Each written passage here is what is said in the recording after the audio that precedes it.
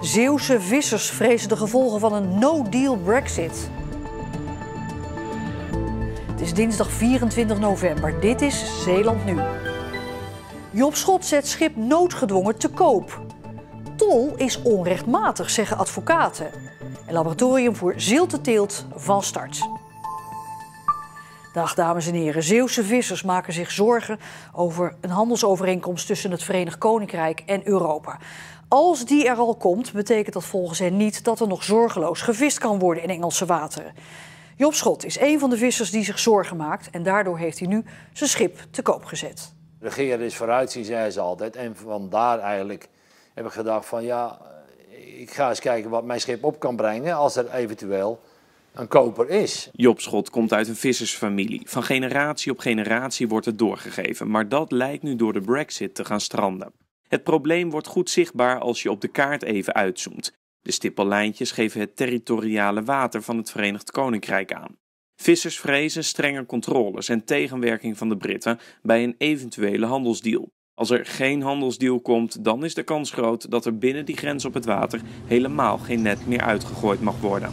Ik zie de bui wel een eindje hangen natuurlijk. Als echt daadwerkelijk die territoriale wateren dichtgaan, is voor ons eigenlijk het bestaansrecht een eind over.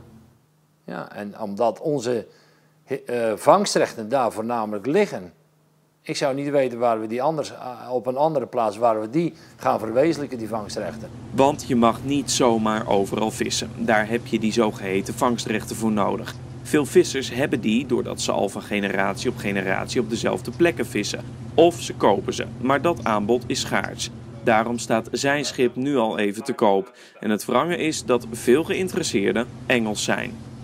Die zijn er geweest, ja. En voornamelijk Engelsen. En die denken natuurlijk, die zitten voor het blok. Hè? En ja, die willen hem natuurlijk voor een prikkie meenemen. Maar dat gaat niet gebeuren. Nee, want daar ben ik als visser, en dat is iedere visser, dat is iedere collega van me ook. Je schip is je trots. En dat ben ik heel trots op mijn schip. Ja, je schip is je trots. In de vissershaven van Vlissingen staat Heiko Striepman. Heiko, als we nou even uitgaan van dat no deal, dat dat niet gaat lukken. Hoeveel Zeeuwse vissers gaan daar nou last van krijgen? Nou, het gaat om 16 kotters met ongeveer 6 man personeel aan boord. Naar schatting krijgen zo'n 100 Zeeuwse huishoudens ermee te maken. Die zijn direct afhankelijk van die vis uit Engelse wateren. Ja, ze hopen natuurlijk allemaal op een deal, op een handelsovereenkomst. Ook al zal die verre van gunstig zijn. Maar zeggen ze, alles is beter dan definitief uit dat Engelse water te worden verbannen. Ja, het schip van Job Schot staat dus te koop. Voor hoeveel ongeveer? En weet Job Schot al wat hij gaat doen als zijn schip uiteindelijk verkocht wordt? Om en nabij de 4 miljoen. Wat Schot daarna gaat doen, dat weet hij nog niet. Hij heeft nog geen concrete plannen. Hij zegt wel, het zal ongetwijfeld iets met water zijn. Maar het hangt er natuurlijk ook helemaal vanaf wat er aan Engelse zijde gaat gebeuren. Dat visserijpunt, dat is waar het nu nog om te doen is. Nog 38 dagen, dan moet het beklonken zijn. Kortom, de tijd dringt en het is afwachten wat er gaat gebeuren. Feit is wel dat dat gevreesde scenario, die keiharde Brexit zonder handelsovereenkomst, nog altijd tot de mogelijkheden behoort. Heiko Striepman, dankjewel.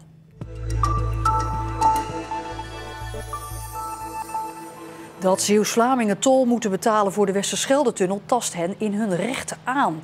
Die conclusie trekt het Zeeuwse advocatenkantoor Adriaanse van der Weel na juridisch onderzoek in opdracht van de stichting Zeeland Tolvrij. Hier klopt iets niet. Je moet iets veranderen, dit moet op de agenda komen en dit moet aangepast worden. Want er wordt hier gewoon inbreuk gemaakt op rechten van Zeeuws-Vlamingen. Door de tol zou er sprake zijn van een onrechtmatig onderscheid tussen mensen die in Zeeuws-Vlaanderen wonen en mensen die dat niet doen. Want om bepaalde instellingen te bereiken is de Zeeuws-Vlaming verplicht om tol te betalen. Zij moeten die tol passeren, of de Westerschelde-tunnel passeren, om toegang te verkrijgen tot overheidsvoorzieningen zoals de rechtbank. Maar denk ook aan bijvoorbeeld het CBR of het UWV of de Belastingdienst. Het advocatenkantoor ziet nu voldoende grond voor een juridische procedure om de staat uiteindelijk te dwingen de tol af te schaffen. Maar ze doen eerst een beroep nog op de Tweede Kamer. Bewoners van het AZC in Middelburg ruimen de straten op. Het doel van deze actie is om in beweging te zijn, zwerfafval tegen te gaan en om wat te doen voor de buurt. Actually, the neighborhood, they are nice people. So we feel like we live with them. So it's good we also do our part. So at least we can help clean the community. And is it messy around here? When we started first, it was. But later on it gets better because we do it like from Monday to Friday, so it's okay. We really contributing to make it clean. De leden van het AZC lopen elke dag een andere route om de buurt zo schoon mogelijk te houden. Er is in Krabbedijke te weinig te doen voor kinderen, vindt de 10-jarige Boas van Houten. Daarom startte hij een handtekeningenactie voor een zogenoemde pump track. Ja, dit is wat ik hier wil hebben. Het liefst een pumptrack, omdat ik dat nog heel erg mis in Krabbedijke. En daarom vind ik het ook heel erg leuk, want ik heb het ook zelf al een keertje gedaan. En daarom zou ik het hier ook willen hebben. Ik heb heel veel handtekeningen gespaard voor de pumptrack. En dit zijn ze allemaal bijna 400. Dus ik hoop dat het nog extra gaat lukken. Vanavond overhandigt Boas alle handtekeningen aan de gemeenteraad.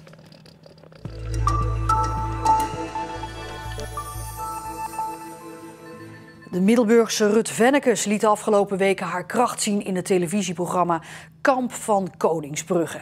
In het programma krijgen 15 gewone burgers een deel van de keiharde training van het korps commandotroepen met zware beproevingen. Maar vallen en weer opstaan is ook iets wat het leven van Rut typeert. Bij Kamp van Koningsbrugge ging het echt om doorzetten, om er voor elkaar te staan. En eigenlijk ook wel om de kernwaarden van het korps commandotroepen. Wat ik daar heel erg van mee heb genomen is de moed, de eer, eerlijkheid. Nun kat, nun kam, nu of nooit. Dat is de spreuk van de Special Forces van het korps commandotroepen. 3, 2, 1, succes. Een spreuk die de Special Forces, maar ook Rut typeert. Nun kat, nun kam, oftewel nu of nooit. En het is mijn eer te na om op te geven. Dit zijn die momenten, hè? Hey. Ik had hem net ook, hoor. Hey. Ik had het dus zo fucking niet verwacht. Hey, tof zijn. Ja. Het is mijn eer te na om op te geven. Je kan gepest worden. Het is mijn eer te na om op te geven. Ik ga mijn leven leiden. Ik kan Hoeveel punten heb je? Hele nare ervaringen hebben in naoorlogse gebieden. Ik heb als hulpverlener in naoorlogse gebieden gelopen. Daar heb ik een trauma van opgelopen. Het is mijn eer te na om op te geven. Ook daar kom je overheen. Ik ben mijn man verloren. Het is mijn eer te na om op te geven. Ik ga door met mijn leven. Het is altijd 1 keer vaker opstaan dan dat je valt.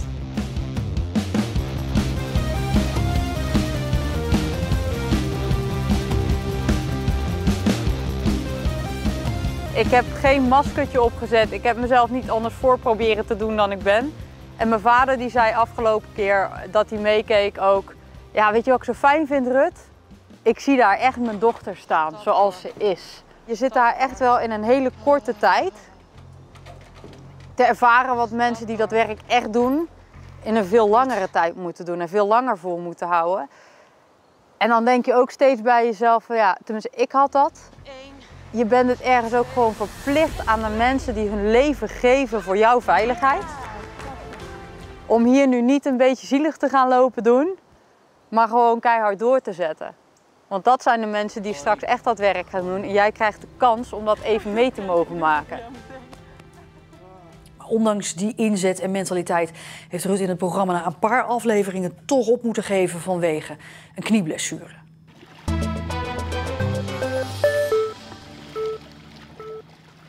Tien jaar lang werd er vooral over gesproken, maar nu is het zover in natuur- en recreatiegebied Waterdunen. Bij het kustlaboratorium in Breskens gaan kwekers voorzichtig aan de slag met zilteteelten. Schelpdieren kweken in een zelfgegraven geul, in een gebied dat voorheen uit landbouwgrond bestond. Kan dat? Het is een van de vragen die kwekers en onderzoekers proberen te beantwoorden in het kustlaboratorium bij Breskens. Sinds kort groeien daar nu in speciaal aangelegde geulen verschillende soorten oesters. Onderzoekers volgen dit proces nauwkeurig. Het is natuurlijk een nieuw natuurgebied en het is een krekersysteem. En dat is eigenlijk vrij uniek om daar oesters in te kweken. Dat zijn we in Nederland niet gewend. Dus we weten eigenlijk niet van welke algen groeien hier, hoeveel algen groeien er hier, hoeveel water komt er nu eigenlijk door deze geul. En dat maakt allemaal, het zijn allemaal factoren die de groei bepalen van zo'n oester. We halen een subset uit deze mand, 100 stuks. Die tellen we en dan kijken we of ze dood zijn of niet. En daarna meten we hoe lang ze zijn, dus kunnen we kijken of ze gegroeid zijn. In dit kustlaboratorium gaan straks ook studenten aan de slag. Het is ook daadwerkelijk de bedoeling dat studenten hier het onderzoek ook komen uitvoeren. En dat we ook studenten hier in het gebied gaan laten zien van ja, wat gebeurt er nu als we een nieuwe natuur aanleggen en zoute nieuwe natuur. Hoe gaat die zich ontwikkelen en hoe kan je dat koppelen aan gebruiksfuncties zoals toerisme, maar dus ook productie, aquacultuur of zoute landbouw. Op een duurzame manier experimenteren met zoutwaterteelt op land. Dat is het doel van het kustlaboratorium. Het is mogelijk gemaakt door een gift van 6 miljoen van de Postcode Loterij. Een van de eerste die zich 10 jaar geleden meldde om er aan de slag te gaan met zilteplanten en kruiden was Nick Zinke uit Groede. Afgelopen september was het zover en kon hij na vele jaren van geduldig wachten voor het eerst wat zaaien. De eerste resultaten lijken positief, al gaat het nog niet zonder slag of stoot. Eigenlijk had ik al gerekend op een mooi regelmatig tij. En omdat dat uitblijft, is het voor mij echt heel moeilijk om zeg maar, te weten van waar moet ik nou mijn energie, op welk stukje moet ik nou mijn energie verbruiken en op welk stukje even niet. En dat is gewoon heel erg moeilijk op dit moment. Dus vandaar dat het ook weer een bepaalde vertraging op gaat leveren. Toch blijven zijn verwachtingen hoog gespannen. Over 5 jaar is het hier een gekrioel van allemaal kleine elektrische voertuigjes die steeds maar iedere dag overal oogsten. Deze heuvel waar we nu op staan, daar staat publiek op. Die staan te kijken. In onze zeegroenteschuur kan het publiek ook heerlijke dingen kopen of producten kopen. Een heel actief gebied wordt dit. Ja, de reportage is gemaakt door Els Fokke, die staat hier nu naast mij. Els, hier is heel lang op gewacht. Hè? Want eigenlijk de eerste oogst, ja, dat had eigenlijk al moeten zijn in 2017. Ja, maar het laboratorium ligt in Waterduinen en de afronding van Waterduinen, ja, die loopt vertraging op. In het verleden door een miljoenen tekort. Maar wat de laatste jaren nou die vertraging vooral, waardoor die vertraging komt, is de aanleg en het ontwerp van die getijdenduiker. Ja, dat in- en uitstromen van het zeewater. Ja, precies. Dat zit nog steeds in de testfase, begrijp ik. Ja, dat zit inderdaad nog steeds in de testfase. En dat is ook iets wat de kwekers lastig vinden. Je merkt dat er bij de betrokkenen veel frustratie is dat het allemaal zo lang duurt. Want ja, je hebt om dit goed te kunnen doen wel een soort van voorspelbaar getij nodig. Ja, en dat getij, hè, voordat dat er is, hoe lang gaat dat nog duren in Waterduinen? Nou ja, het wachten is nu op een uitslag van een rapport wat gaat over die waterveiligheid van die getijdenduiker. Is die veilig genoeg om ons te beschermen in geval van zo'n superstorm bij springtij die eens in de zoveel jaar op ons af kan komen? Als nou blijkt dat aan die inlaat toch nog aanpassingen nodig zijn, dan kan het allemaal nog veel langer duren. In december horen we hier meer over. Els Fokke, dankjewel.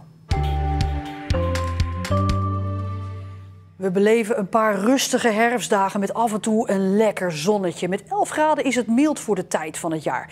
Maar als we vooruitkijken, dan zien we alleen donderdag een klein regenbuitje voorbij komen. Voor de rest blijft het droog, gelukkig. En zometeen in onze serie Weg van Water laat het waterschap zien hoe ze de waterkwaliteit in de gaten houdt. Ik ben Ron Brandt. Ik ben hydrobiologisch analist bij het waterschap Scheldenstroom. Hydrobiologisch analist neemt monsters van het water in de provincie. En aan die beestjes, de samenstelling van die beestjes, kun je zien hoe de waterkwaliteit is. Ja, dat dus zometeen. Blijf op de hoogte van het Zeeuwse nieuws via onze site en via de app. En morgen om 5 uur 's middags is er dan weer een verse Zeeland Nu. Heel graag, tot dan.